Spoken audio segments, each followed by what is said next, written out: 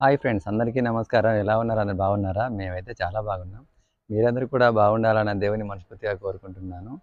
ఈరోజు వచ్చేసి వీడియోలో మ్యాటర్ ఏంటంటే, ఒక వారం, 10 రోజుల నుంచెల్లయితే వీడియోస్ అయితే అప్‌లోడ్ అయితే చేయలేదు.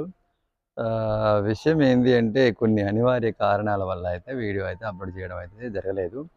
సో, ఈరోజు వీడియోలో మ్యాటర్ ఏంటి అంటే, ఒక చాలా ఇంపార్టెంట్ మ్యాటర్ అయితే చెప్పబోతున్నాను. అంతకంటే ముందు మా ఛానల్ గనుక కొత్తగా చూసేవాళ్ళు ఎవరైనా ఉన్నట్టయితే దయచేసి సబ్స్క్రైబ్ చేసుకొని పక్కనున్నటువంటి బెల్ ఐకాన్ అయితే నొక్కండి.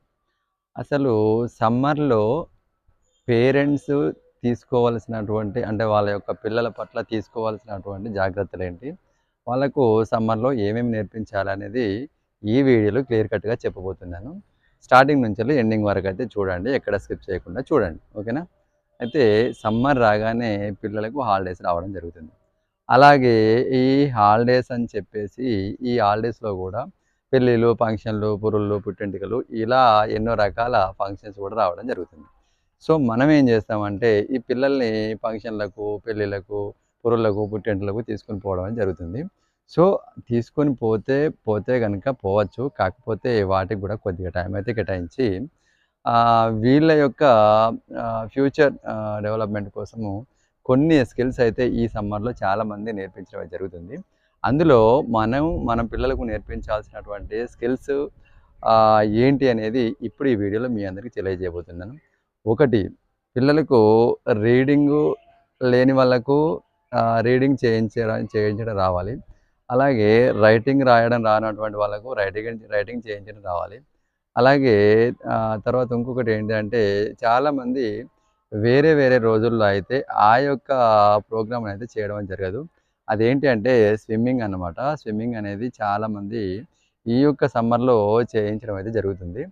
సో, దాంట్లో కొంత ఎక్కువ ఉండొచ్చు, కొంత తక్కువ ఉండొచ్చు. చిన్న పిల్లల నుంచి మొదలుకుంటే కొంచెం పెద్దవాళ్ళ వరకు అంటే 15+ ఇయర్స్ ఉన్నటువంటి వాళ్ళకి కూడా ఈ యొక్క స్విమ్మింగ్ అనేది నేర్పించడం అయితే జరుగుతుంది.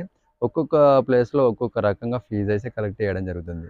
సో, మనం ఫీజు అనే దాని విషయాన్ని పక్కన పెడితే, వాళ్ళకు స్విమ్మింగ్ అనేది ఖచ్చితంగా రావాల్సిందే. ఎందుకంటే, ఒక్కొక్కసారి మనం ఎక్కడికైనా వెళ్ళినప్పుడు, ఏడైనా ప్రమాదాలు జరిగినప్పుడు, లేకపోతే ఇన్ కేస్ అట్లాంటి సిట్యుయేషన్ మనకెప్పుడైనా ఎదురైనప్పుడు ఈత రావడం వల్ల మనం వాటి నుంచి తప్పించుకోవడానికి ఛాన్స్ అయితే ఉంటుంది. అందువల్ల ముందే పేరెంట్స్‌గా చాలామంది పిల్లలకు సమ్మర్‌లో అయితే ఈ యొక్క స్విమ్మింగ్ అనేది నేర్పిస్తున్నారు.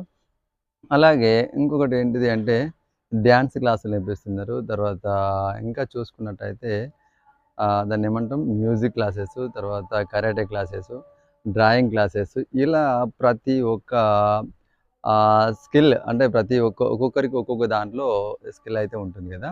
వాళ్ళ యొక్క అభిరుచిని బట్టి వాళ్ళకు ఈ యొక్క స్కిల్స్ అయితే నేర్పించడం అయితే జరుగుతుంది. కొంతమంది ఏం చేస్తుండ్రంటే డ్రాయింగ్ నేర్పిస్తుండ్రు, డాన్స్ నేర్పిస్తుండ్రు, కరాటే నేర్పిస్తుంది, స్విమ్మింగ్ నేర్పిస్తుండ్రు. ఇంకా నానా రకాల యొక్క స్కిల్స్ అయితే నేర్పించడం అయితే జరుగుతుంది. మరి మన ఆతృతను తీర్చుకోవడం కోసమా? లేకపోతే వాళ్ళకు నేర్పించడం కోసమా అనే విషయాన్ని పక్కన పెడితే, వాళ్ళకు ఫస్ట్ ఆఫ్ ఆల్ మనం ఏం జేయాలంటే, ఏ దాంట్లో ఎక్కువ ఇంట్రెస్ట్ ఉంది, ఏ దాంట్లో అయితే వాళ్ళు ఖచ్చితంగా నేర్చుకోగలుగుతారనే విషయాన్ని మనం తెలుసుకుంటే, వాళ్ళకు ఇంట్రెస్ట్ ఉన్నటువంటి విషయాన్ని మాత్రమే మనమైతే ఆ యొక్క ఆర్ట్ గాని, లేకపోతే మ్యూజిక్ గాని, డ్రాయింగ్ గాని నేర్పించాల్సి ఉంటుంది. సో, మనం వాళ్ళకిష్టం లేనటువంటి, ఇంట్రెస్ట్ లేనటువంటి దాన్ని మనం నేర్పిస్తే గనక మనం పంపించడం వరకే మన వరకు బాధ్యత అయితుంది. వాళ్ళు నేర్చుకోవడం అయితే జరగదన్నమాట.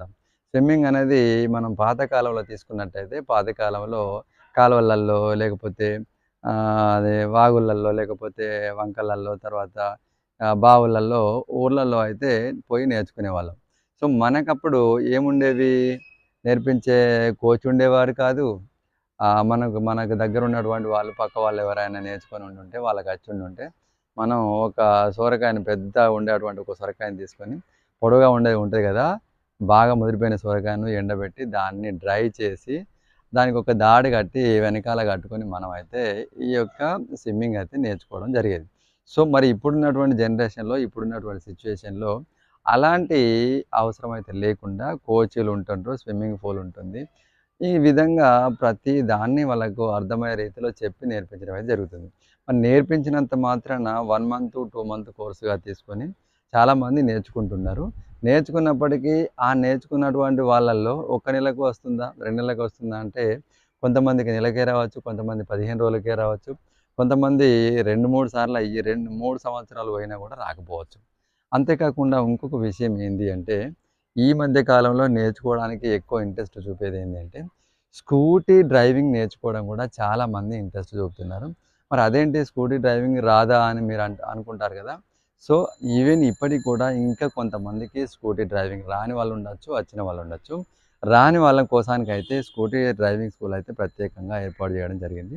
సో, ఆ యొక్క స్కూటీ డ్రైవింగ్ స్కూల్‌లో అయితే స్కూటీ డ్రైవింగ్ నేర్చుకుంటే గనక మనకు ఈ యొక్క మన మనకుండేటువంటి పెద్దవాళ్ళు ఉంటారు కదా! వాళ్ళ పైన ఆధారపడకుండా మనం ఇంట్లో ఉండేటువంటి కూరగాయలకు వెళ్ళడం గానీ, లేపోతే బస్ స్టాండ్‌లో డ్రాప్ చేయడానికి గానీ, లేకపోతే మన పిల్లల్ని స్కూల్‌లో డ్రాప్ చేయడానికి గానీ, సమ్ ఇంకా ఇన్ కేస్ ఏదైనా వర్క్ కోసానికైతే మనం ఆధారపడకుండా మన సొంతంగా వాళ్ళకి హెల్ప్ అయితే చేయడానికైతే ఉంటుంది. అంతేకాకుండా జెంట్స్‌తో పాటు లేడీస్ ఏం తక్కువ అని చెప్పేసైతే కారు డ్రైవింగ్ గూడా నేర్చుకుంటున్నారు.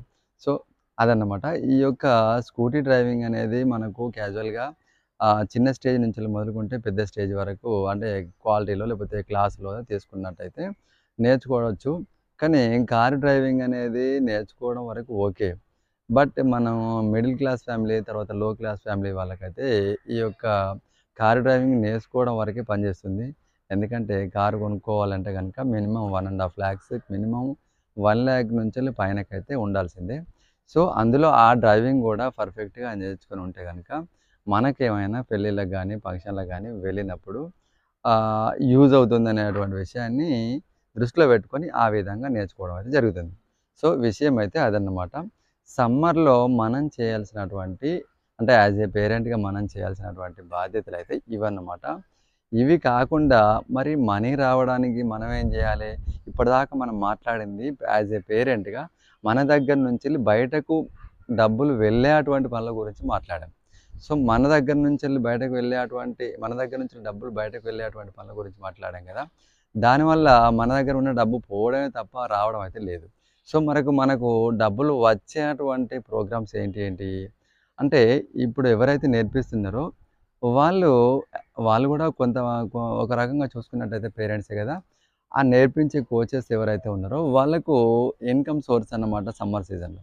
ఇంకా మనం తీసుకున్నట్టయితే మనకు ఏ విధంగా అయితే మనీ సంపాదించుకోగలం.